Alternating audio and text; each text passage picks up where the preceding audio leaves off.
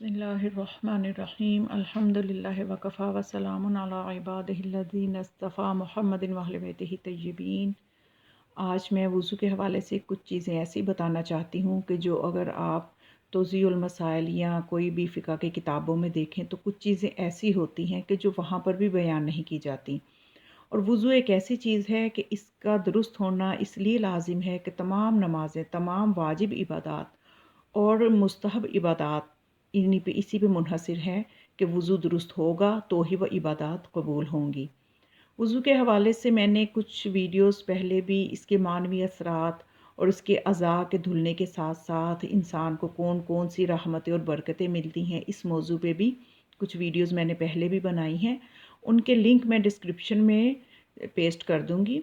और इसके बारे में, वज़ू के बारे में ख़ास तौर पे इसलिए भी हमारा वज़ू दुरुस्त होना ज़रूरी है कि रिवायत में है, हज़रत अब्दुल्ला बिन मसऊद फ़रमाते हैं कि रसूल अकरम सल्लल्लाहु अलैहि वसल्लम से अर्ज़ किया गया कि आप अपनी उम्मत के उन लोगों को क़यामत के दिन कैसे पहचानेंगे जिनको आपने देखा नहीं है। तो आप सल्लल्लाहु अलैहि वसल्लम ने इरशाद फ़रमाया कि वज़ू के असर की वजह से उनकी पेशानी, हाथ और पाँव सफ़ेद और रोशन होंगे। तो ये इस हदीस मुबारक से ये मतलब समझ में आया कि पेशानी, हाथ और पाँव सफ़ेद और रोशन उन्हीं लोगों के होंगे जिनका वज़ू दुरुस्त होगा। अगर वज़ू दुरुस्त सिमत पे नहीं किया होगा तो फिर ये वाली बरकतें जो हैं इनका मिलना मुश्किल है। तो हमें सबसे पहले देखना है कि वज़ू के वाजिबात क्या हैं। वज़ू में 4 चीज़ें वाजिब हैं। एक तो चेहरे का धोना वाजिब है, और फिर कोहनियों तक दोनों हाथों का धोना वाजिब है, और सर के अगले हिस्से का मसा और पाँव के सामने वाले हिस्से का मसा करना, ये चीज़ें वाजिब हैं। अब इनको किस किस मिक़दार से धोना है, इसको बयान करने से क़ब्ल मैं वज़ू की नीयत के बारे में पहले बता दूँ कि वज़ू की नीयत का करना ज़रूरी है। और वो किस वक्त की जाएगी कि हम फ़िक़्ह जाफ़रिया से जो मुंसलिक हैं, मकतब आले मोहम्मद से हमारा ताल्लुक़ है। तो वज़ू का जो तरीक़ा हमें आइम्मा अलैहिमुस्सलाम से पहुँचा है वो ये है कि वज़ू में सबसे पहले दाएँ हाथ से 3 मरतबा कुल्ली की जाती है, और ये कुल्ली करना मुस्तहब है। उसके बाद बाएँ हाथ से 3 मरतबा नाक में पानी डाला जाता है, ये भी मुस्तहब अमल है। और फिर उसके बाद हाथ में पानी जब लेंगे, चेहरा धोने लगेंगे तो उस वक़्त नियत करेंगे वज़ू की। उससे पहले जो 2 अफ़आल हैं उन्हें बजा लाते वक़्त वज़ू की नियत नहीं करनी। वज़ू की नियत चेहरा धोते वक़्त करनी है, इसलिए कि चेहरे का धोना वाजिब है। और वज़ू की नियत जो है किस तरह से की जाएगी, क़ुर्बतन इलल्लाह की नियत से जब वज़ू करेंगे तो उससे आप वाजिब अमाल भी कर सकते हैं, वाजिब इबादात भी कर सकते हैं, और वो वाली इबादात भी कि जिनके लिए वज़ू नहीं भी ज़रूरी, मुस्तहब है, उनके लिए भी वही वज़ू काफ़ी है। यानी हर किस्म की इबादत बजा ला सकते हैं अगर आपने इस नीयत से वज़ू किया है कि जब आपने हाथ में पानी लिया वज़ू की नीयत से, तो आपने नीयत दिल में ये की। नीयत का ताल्लुक़ ज़बान से नहीं होता। नीयत एक ऐसा फ़ेल है कि इसका ताल्लुक़ दिल में होता है, दिल से है। इसको दिल में आपकी नीयत होनी चाहिए, और वो नीयत क्या होनी चाहिए कि वज़ू करता हूँ या करती हूँ क़ुर्बतन इलल्लाह।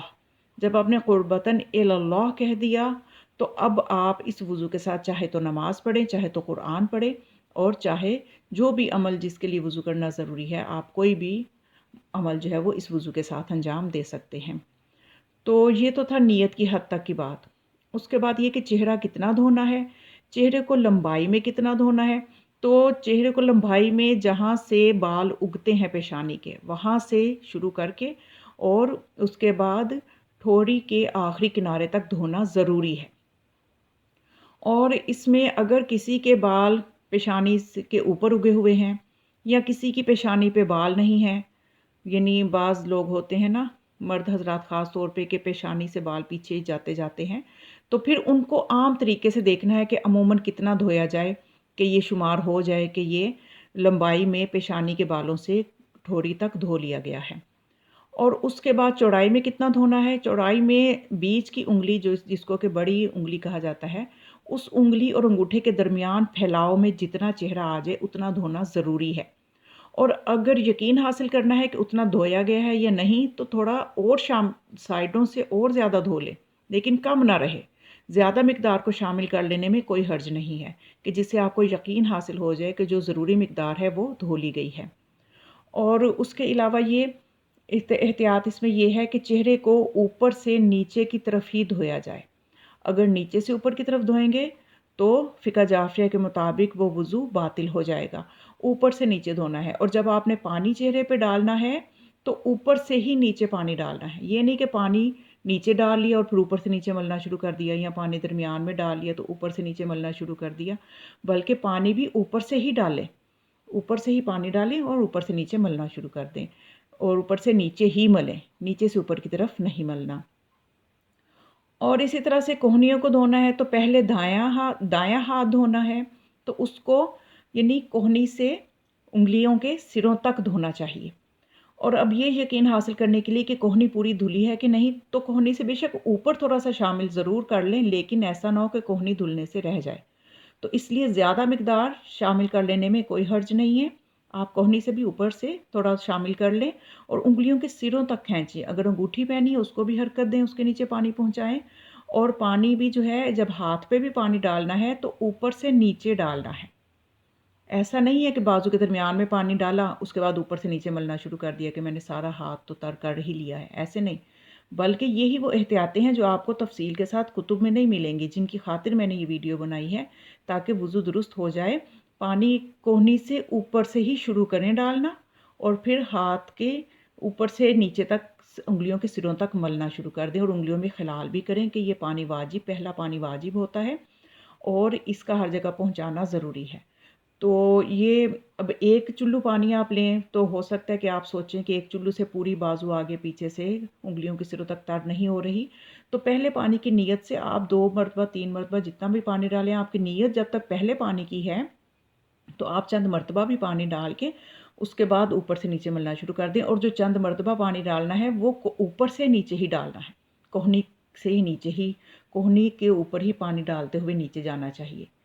تو اسی طرح سے بالکل جیسے دایاں بازو پہلے دھو لیا، ترتیب ضروری ہے وضو میں، پہلے چہرہ دھویا، اس کے بعد دایاں بازو دھویا، اب بایاں بازو دھونا ہے تو اس کو بھی انہی چیزوں کا لحاظ رکھتے ہوئے دھونا ہے کہ پانی اوپر سے کلائی سے جو ہے وہ انگلیوں کے سروں تک پانی جو ہے اس کو ہاتھ ملنا ہے، اور پانی کو ہر جگہ پہنچانا ضروری ہے۔ پہلی دفعہ دھونا واجب ہے، دوسری دفعہ مستحب ہے، اور تیسری دفعہ دھونا فقہ جعفریہ میں حرام ہے، نہیں دھونا چاہیے۔ اور اب آتے ہیں مسح کی طرف۔ سر کے مسح جو ہے یہ عموماً لوگ سوچتے ہیں کہ شاید بالکل سینٹر سے ہی مانگ نکلی ہوگی تو ہم اسی پہ مسح کر سکتے ہیں، ایسا نہیں ہے، بلکہ پیشانی، انسان کی جتنی بھی پیشانی ہے، پیشانی کے ساتھ کا جو ملا ہوا حصہ ہے اس میں آپ کسی بھی جگہ مسح کر سکتے ہیں، یعنی اگر سینٹر سے تھوڑا دائیں بائیں بھی ہو جائے تو کوئی حرج نہیں ہے۔ آپ کو یہ پتہ ہے کہ یہ حصہ پیشانی سے ہی ملا ہوا ہے تو اس جگہ پہ مسح کر سکتے ہیں۔ مسح کی لمبائی کتنی ہونی چاہیے؟ درمیان والی جو اس کا جو احتیاط مستحب یہ ہے کہ طول میں 1 انگلی کی لمبائی کے لگ بھگ اس کی لمبائی ہو، اور عرض کتنا ہو اس مسح کا، 3 ملی ہوئی انگلیوں کے لگ بھگ جگہ پر مسح کیا جائے تو یہ احتیاط مستحب ہے۔ اور پھر اس کے بعد یہ ہے کہ سر کے مسح کے بعد وضو کے پانی کی اسی تری سے جو ہاتھوں پہ باقی ہو تو اس سے دونوں پاؤں کا مسح کیا جائے گا، نیا پانی نہیں لیا جائے گا۔ عموماً وضو کرتے ہوئے میں نے جو غلطی دیکھی ہے کہ وہ یہ کی جاتی ہے کہ نیا پانی لے کے مسح کرتے ہیں تو یہ وضو باطل ہو جاتا ہے۔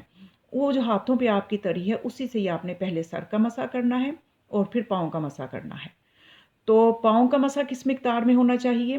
تو احتیاط مستحب یہ ہے کہ دائیں پیر کا دائیں ہاتھ سے مسح کریں، اور پھر اس کے بعد بائیں پیر کا مسح بائیں ہاتھ سے کریں، اور پاؤں کا مسح عرض جتنا بھی ہو کافی ہے، لیکن بہتر یہ ہے کہ 3 ملی ہوئی انگلیوں کی چوڑائی کے برابر ہو، اور اس سے بھی بہتر یہ ہے کہ پاؤں کے پورے اوپر والے حصے کا مسح پوری ہتھیلی سے کیا جائے۔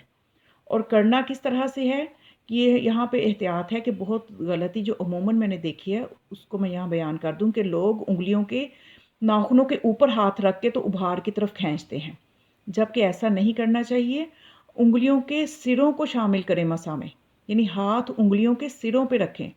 فرنٹ آتا ہے جو پاؤں کے ناخنوں کا، جو آگے ناخن بڑے ہوئے نہیں ہونے چاہیے کہ سروں تک مسح کا پانی نہ پہنچے، اس لیے پاؤں کی انگلیوں کو شامل کریں، انگلیوں کے سروں کو شامل کریں، انگلیوں کے سروں پہ ہاتھ رکھیں اور ابھار کی طرف جوڑ جو ہے پاؤں کا اس کی طرف جو ہے جوڑ تک کھینچیں ہاتھ کو، تو یہ اس کا طریقہ ہے۔ اور ایسا نہیں ہے کہ آپ نے سر کا مسح کرنا ہے تو سر پہ ہاتھ رکھا ہوا ہے مسح کرنے کے لیے، تو دائیں بائیں دیکھ لیا یا پیچھے دیکھ لیا تو ہاتھ رکا ہوا ہے اور سر نے حرکت کر لی تو وہ وضو باطل ہو جائے گا۔ سر کو ساکن ہونا چاہیے، ہاتھ کو حرکت کرنی چاہیے، پیچھے سے پیشانی کی طرف آنا ہے مسح کرتے ہوئے، پیشانی سے پیچھے کی طرف نہیں جانا۔ مقدار میں نے سر کے مسح کی آپ کو بتا دی ہے کہ سر کا مسح پیچھے سے آگے کی طرف کھینچنا ہے، سر کے بال جہاں اگتے ہیں پیشانی کے پاس وہاں تک ہاتھ کو کھینچنا ہے۔ اور پھر اس میں یہ اسی طرح پاؤں کا مسح کرتے ہوئے ایسا نہ ہو کہ پاؤں رکے ہوں اور ہاتھ رکے ہوں اور پاؤں حرکت کر لیں۔ پاؤں کو ساکن ہونا چاہیے، ہاتھوں کو حرکت کرنی چاہیے، ہاتھ اس کے اوپر کھینچنا ہے۔ تو اگر کسی نے ہاتھ ساکن رکھا نیچے سے پاؤں کھینچ لیا تو مسح باطل ہو جائے گا۔ تو اس لیے یہ احتیاطیں جو ہیں ان کو میں نے بتانا ضروری سمجھا ہے، تو ان کی طرف دھیان کرنا ضروری ہے۔ تو یہ وہ چند مسائل تھے، اور اس کے علاوہ بھی میں ڈسکرپشن میں بھی اپنی وضو کے بارے میں جو میں نے مانوی اثرات پہ ویڈیوز بنائی ہیں ان کے لنک پیسٹ کر دوں گی، وہ بھی ضرور دیکھیے گا۔ اور یہ علمی پیغام جو ہے اس کو آپ نے شیئر کرنا ہے دوسروں تک، اور میرے چینل کو ضرور سبسکرائب کریں، اور سمجھیے کہ یہ میرا چینل نہیں ہے، یہ امام زمانہ علیہ السلام کا چینل ہے، کیونکہ ان کے علوم کے فروغ کے لیے، ان کے ظہور کے لیے، راہ ہموار کرنے کے لیے یہ چینل بنایا ہے۔ تو آپ اس کو پروموٹ کرنے میں جتنا تعاون کریں گے نیکی میں آپ کا بھی حصہ ہوتا چلا جائے گا۔ والسلام علیکم ورحمۃ اللہ وبرکاتہ۔